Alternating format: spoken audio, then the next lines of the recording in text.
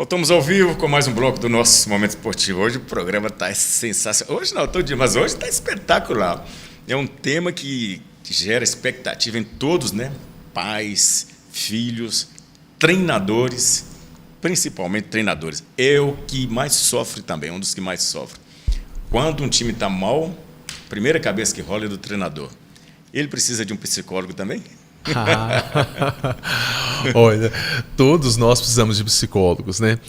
Mas o que acontece? Nós também percebemos isso. Nós entendemos que o futebol, o esporte, o basquete, todos eles é um trabalho coletivo. E o técnico que está ali à frente, ele recebe muito peso. O peso da leitura dos seus jogadores, do jogo, do resultado. E quando nós pensávamos o nosso método, né, Marco? A gente pensava algo que pudesse comunicar todos, fazer uma conexão com todos, principalmente com os treinadores. Então, quando o atleta, a criança, ele é submetido ao Neurotech, nós temos ali os dados e o feedback, inclusive o feedback para o treinador, para o professor, para que ele tenha ali dados e ele possa promover o desenvolvimento do seu atleta. Às vezes, alguns dados ele já percebeu pelo convívio com a criança, pelo convívio e pela experiência que ele acumulou durante o tempo. Mas quando ele tem os dados mensurados e aí ele fala assim, olha, esse atleta ele precisa melhorar a sua condição dentro de um espaço de 360 graus, ele está no jogo, a atenção dele fica prejudicada quando está acontecendo alguma coisa nas suas costas. Ele já pode aplicar uma atividade, uma série de exercícios que pode melhorar aquilo ali. Além da avaliação do Neurotech, do feedback, nós temos ferramentas que nós trabalhamos dentro de um processo neurocognitivo, né, para poder desenvolver o poder de decisão e a intensidade. Então, quando nós pensamos esse método, nós pensamos que ele conversasse com os treinadores, com os professores, porque não adianta nada se ele não tiver essa avaliação, ela ficar somente com o pai ou com o atleta, se o professor, se o técnico não tiver acesso. Então, é uma coisa muito importante que a gente pensou no nosso método. Então é o seguinte, a gente vai agora a Três Marias, porque lá tem um técnico, foi meu colega de faculdade de educação física, foi especialista em várias modalidades, futsal, xadrez e outras modalidades. Valdinei, qual que é a sua pergunta para esses dois aqui, Valdinei, direto de Três Marias? Valdinei da cidade de Três Marias. Queria saber de vocês o que vocês acham de submeter uma criança a atividades esportivas de competição e o que isso pode influenciar no seu desenvolvimento e no interesse pelas práticas de esportes. Abraço a vocês aí do Momento Esportivo.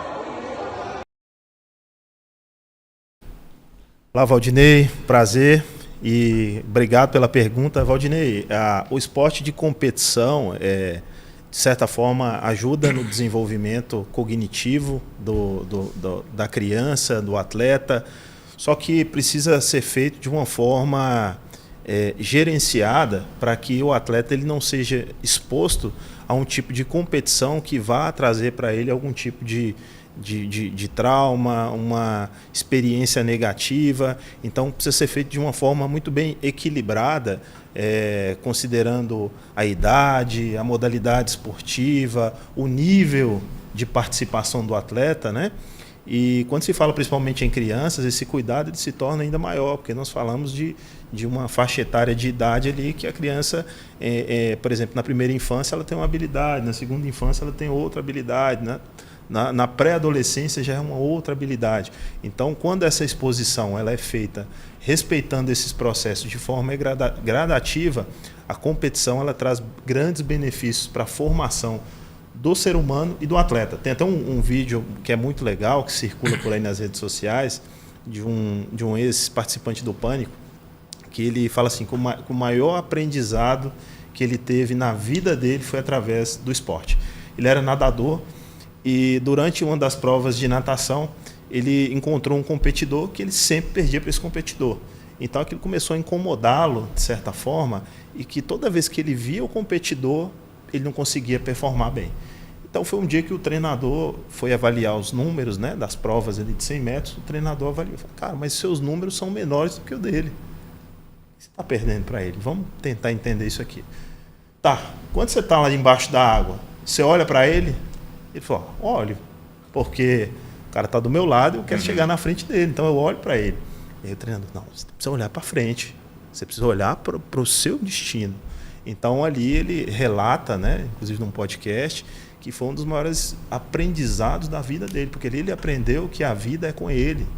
Que a vida é sobre o que ele precisa fazer, e não Aquele está falando que os treinadores são os primeiros que deveriam fazer acompanhamento psicológico. Vocês concordam?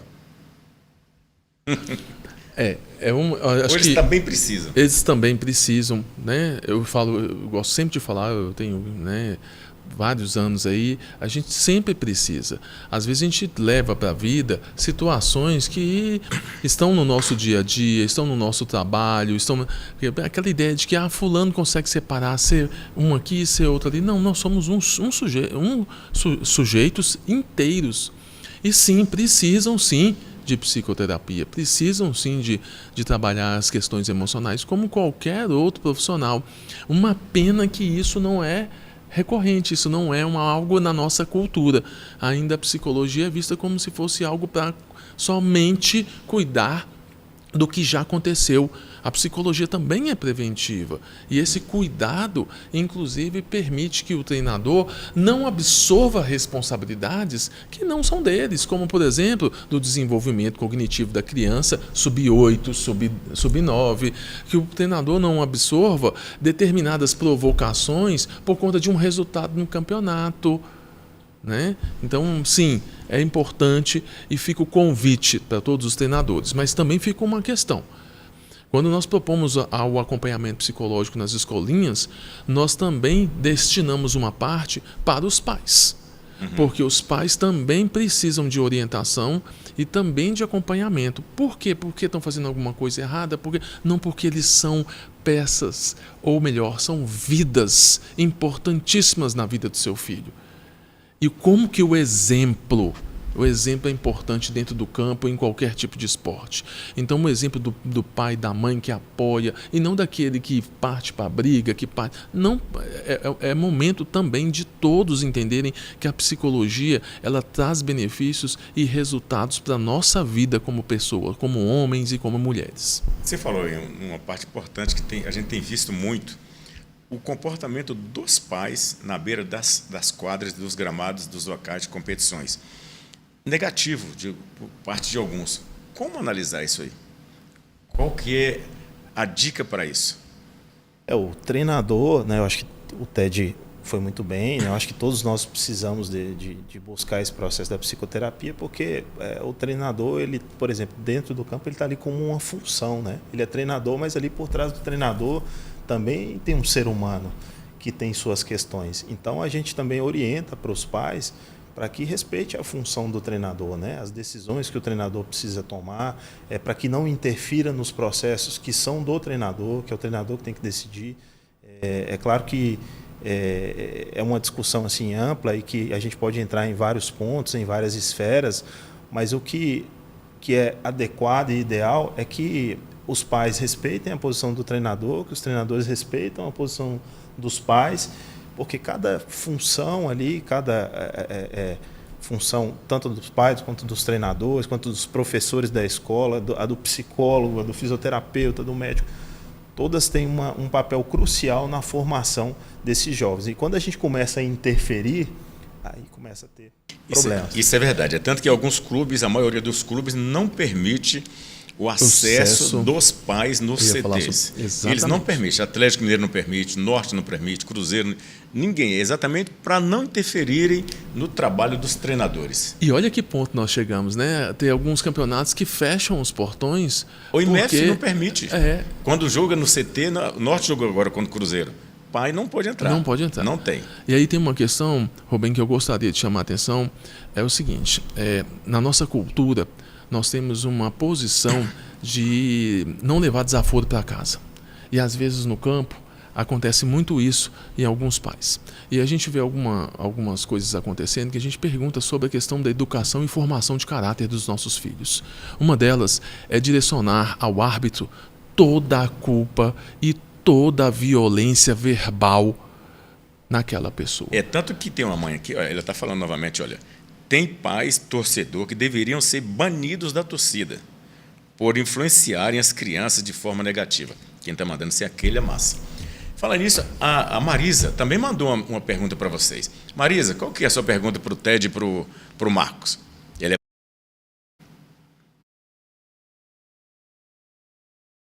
Eu gostaria de saber como identificar sinais de ansiedade, de insegurança ou até mesmo excesso de cobrança em atletas jovens. Essa é boa pergunta. Sinais de ansiedade. A pergunta sinais de ansiedade, né? Como é que a gente identifica? Principalmente por padrões de organização. Nós temos aí, né, na ansiedade, o que é ansiedade? Eu gosto de sempre de dizer, né, ensino, né, de ensinamento. Todo ser humano tem ansiedade, medo e angústia. São sentimentos característicos do ser humano.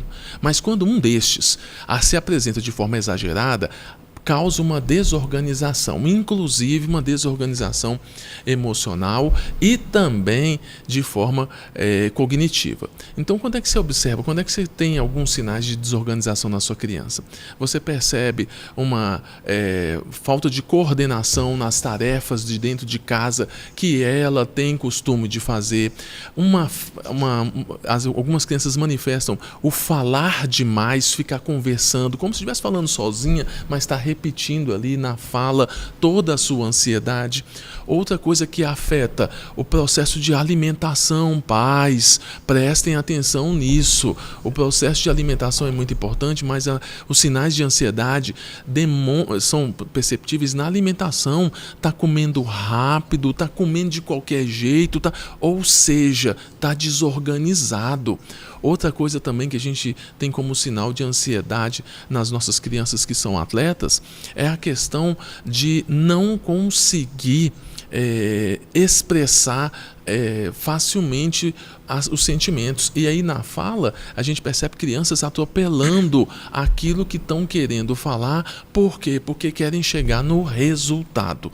Então uma dica para os nossos pais é: prestem atenção nesses fatores organizacionais, onde a criança se organiza e onde que ela desorganiza, principalmente levando em consideração a faixa etária. Eu não posso cobrar de uma criança de 8 anos aquilo que eu cobro de uma criança de 10, de 12 anos, como, por exemplo, seus afazeres em casa, sua autonomia no estudo, seu interesse individual.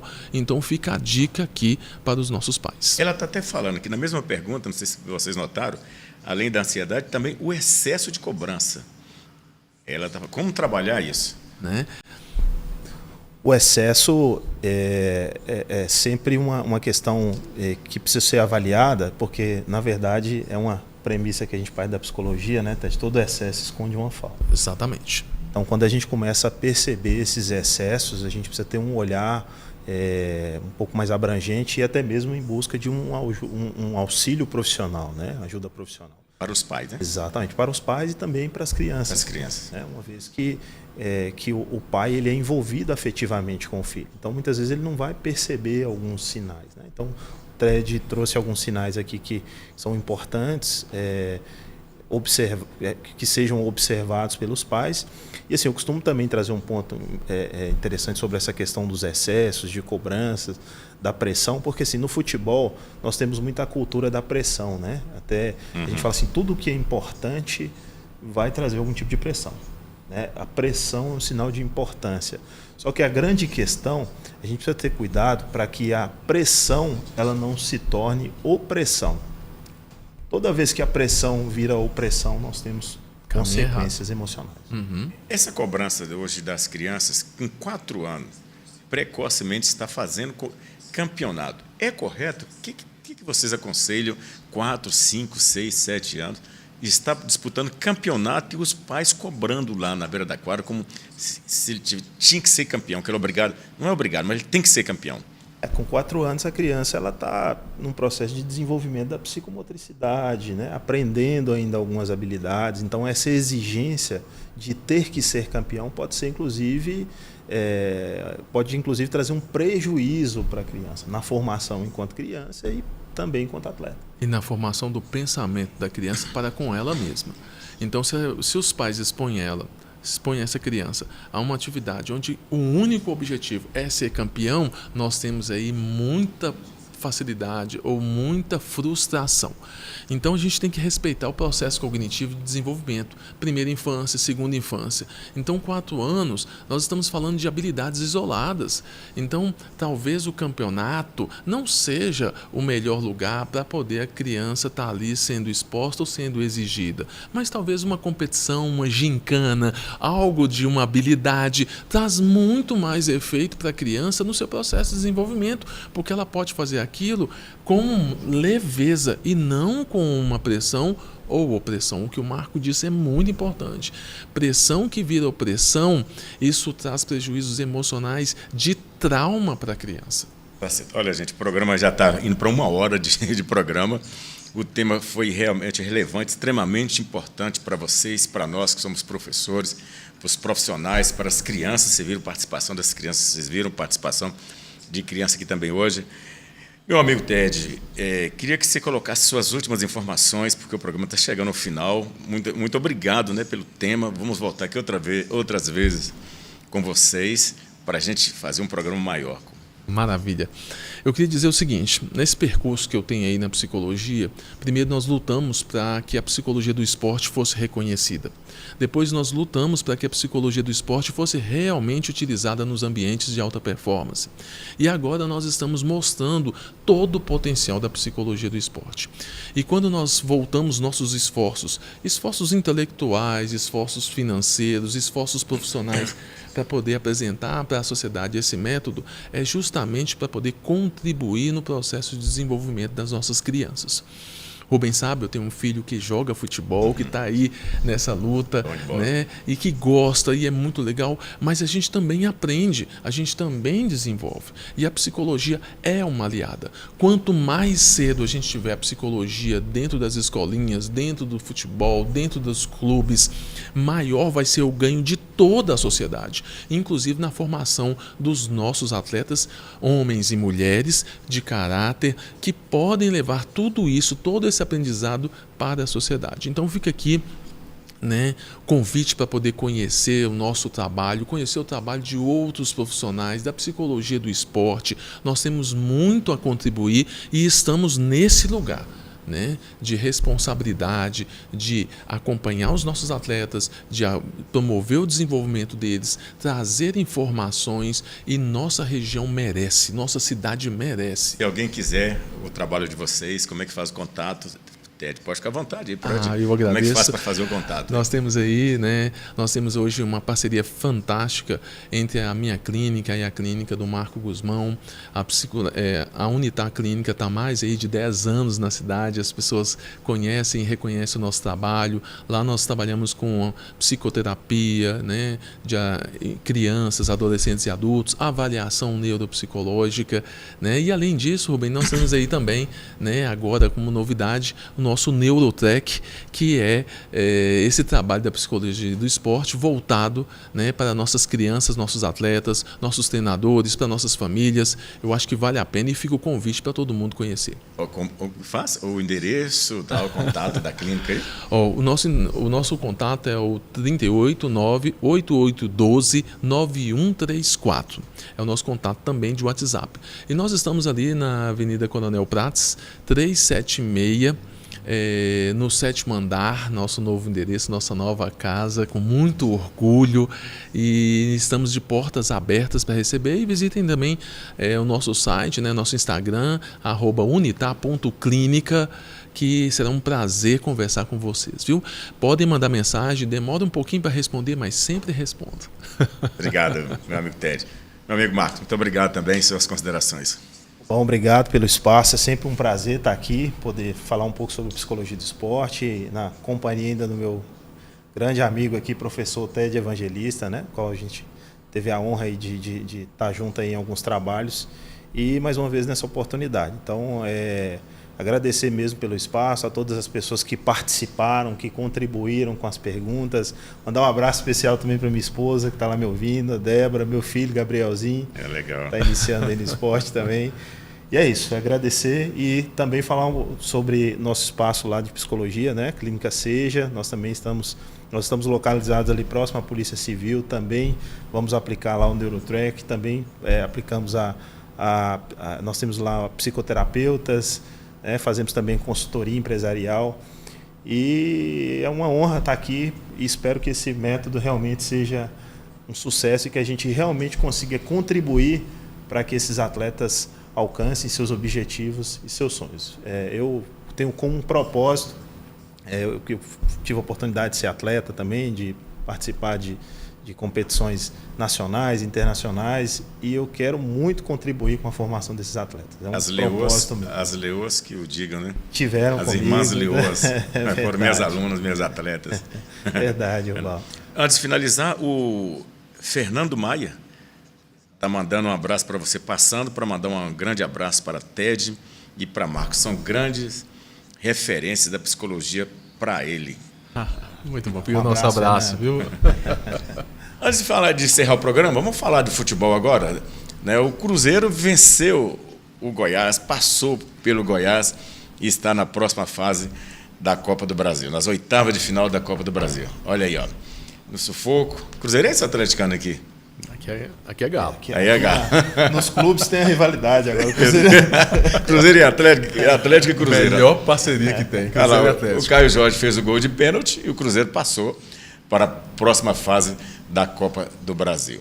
Aí, homenagem ao meu amigo psicólogo Marcos Guzmão. Aí, valeu. E o Galo do meu amigo Ted, no sufoco, sofreu ontem. Você sofreu ontem, né, Ted? Nossa. Sofreu, o time jogou mal, não jogou bem. No início teve um jogador expulso e, para salvação, entrou o menino da base lá, rapaz. Entrou e salvou o Atlético e quem salvou realmente o melhor jogador em campo foi o goleiro do Atlético. Saiu o São Vitor, agora está... Goleiro de seleção. Goleiro de seleção, também acho. Realmente. Minas Gerais sempre fazendo bom goleiro. O Marcos, o gol foi contra, o árbitro deu conta, bateu no goleiro e entrou, mas ele defendeu 2 pênaltis e fez o gol da classificação. Precisa muito melhorar o garoto da base aí, ó. Precisa muito melhorar o Atlético Mineiro, também o Cruzeiro, né? Mas esse é o futebol. Para finalizar, deixa eu ver a última mensagem aqui. Tá, encerrou já, galera. A Keila está falando que foi excelente a abordagem. Muito obrigado, viu, amigos? Chegou o final do programa de hoje. Edição Maurício Lopes. Um abraço a todos. Até o próximo programa.